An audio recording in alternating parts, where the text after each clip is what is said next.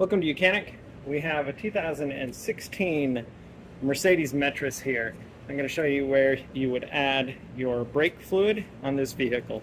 So we have our brake fluid reservoir right here, and we have our line for our min and our max.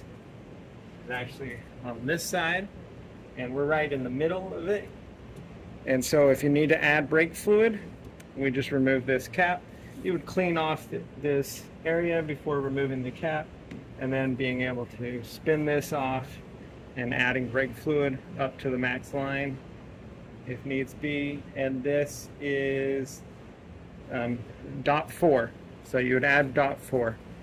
Now, like I said, we're in the middle, and we're going to leave that alone because we are going to be doing a brake service on here, and so when the fluid goes back in, we don't want to have this overfilled.